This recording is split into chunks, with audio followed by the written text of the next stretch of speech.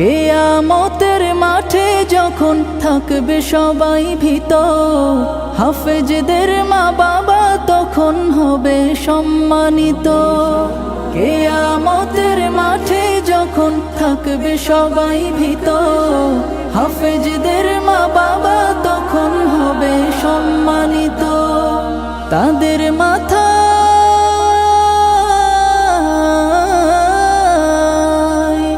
তাদের মাথায় নূরের মুকুট দিবেন রহমান, যাদের বুকের মানিক হলো হাফেজে কুরআন, হাফেজে কুরআন, হাফেজে কুরআন।